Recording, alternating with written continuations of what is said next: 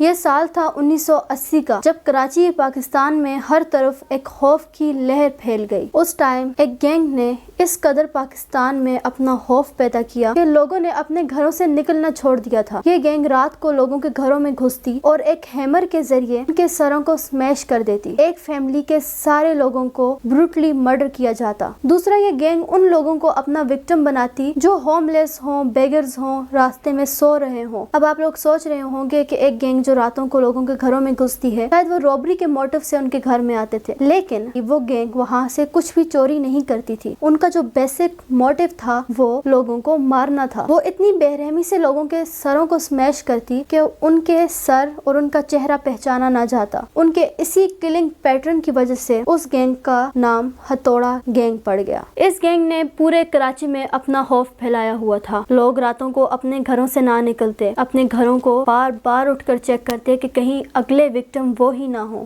اس gang کی killing میں ایک واقعہ یہ ہے کہ ایک دفعہ کراچی کلفٹن برج کے پاس ایک انسیڈنٹ پیش آیا۔ ایک لڑکا جو ملتان سے کراچی اپنے ریلیٹیوز کے گھر آ رہا تھا، تو وہ ٹرین سے رات کو بہت زیادہ لیٹ پہنچا اور اس کی نیکسٹ رائیڈ مس ہو گئی، جس کی وجہ سے اس نے اپنے ریلیٹیوز کو کال کی کہ اس کو لینے کے لیے آئیں۔ تقریباً رات کے 1:30 بج چکے تھے اور اس نے دیکھا کہ کلفٹن برج کے نیچے کچھ ہوم لیس لوگ سو رہے ہیں۔ وہ ان لوگوں کے پاس گیا اور وہاں پر بیٹھ گیا۔ وہ اپنے ریلیٹیوز کا انتظار کرتے کرتے سو گیا۔ کچھ دیر بعد اس کے سر میں شدید پین محسوس ہوا۔ جب اس نے ہلکی سی اپنی آنکھیں کھولی، اس نے دیکھا کہ کچھ آدمی سفید کپڑے پہنے ہاتھوں میں ہیمر لیے کھڑے تھے، جس کے بعد وہ دوبارہ بے ہوش ہو گیا۔ جس کے بعد اس نے دوبارہ اپنی آنکھیں کھولی تو خود کو ہاسپٹل میں پایا۔ کچھ عرصہ بعد جب اس کی حالت سٹیبل ہو گئی تو پولیس نے اس سے انویسٹیگیٹ کرنا شروع کیا۔ پولیس نے اسے بتایا کہ جو اس کے ساتھ 6 لوگ تھے جو اس دن وہاں پر سو رہے تھے، ان کا ہتھوڑا گینگ نے بروٹلی مرڈر کر دیا ہے۔ ان کے سروں کو ہتھوڑا سے سمیش کیا گیا تھا، جبکہ یہ لکیلی سروائیو کر گیا۔ آہستہ آہستہ یہ گینگ پورے پاکستان میں پھیل گئی۔ راولپنڈی، اسلام آباد، لاہور، مری، ان علاقوں میں ایسے کافی سارے انسیڈنٹ ہوئے جو اس گینگ نے کیے۔ کچھ لوگوں کے مطابق یہ ایک سائیکوپیتھ گینگ تھا جو لوگوں کو مرڈر کرتا تھا، جبکہ کچھ لوگ ان ہتھوڑا گینگز کو ایک رومر سمجھ کر مذاق میں ٹال دیتے۔ ان گینگز کو روکنے کے لیے پاکستانی پولیس نے کافی سٹیپس اٹھائے، جیسے راتوں کو پولیس مختلف علاقوں میں تعینات کی گئی تاکہ دیکھا جا سکے کہ انسیڈنٹ کیسے ہو رہے ہیں اور کرائم کو ہونے سے پہلے روکا جا سکے۔ اس کے علاوہ کافی ساری اویئرنیس کیمپینز بھی سٹارٹ کی گئی تاکہ لوگوں کو بتایا جا سکے کہ ان نیسیسری ٹریول کو کم کیا جائے اور راتوں کو گھروں سے باہر نہ نکلیں، اپنے دروازے کھڑکیاں صحیح طرح سے بند کریں۔ اسپیشل ٹاسک فورس ٹیم بھی تیار کی گئی۔ ان سب کوشنز اور سٹیپس کے باوجود بھی ہتھوڑا گینگ کے کسی بھی ممبر کو نہیں پکڑا گیا تھا، لیکن جب 1985 کا ٹائم آیا تو آہستہ آہستہ ہتھوڑا گینگ کے کرائم ریٹس کم ہو گئے اور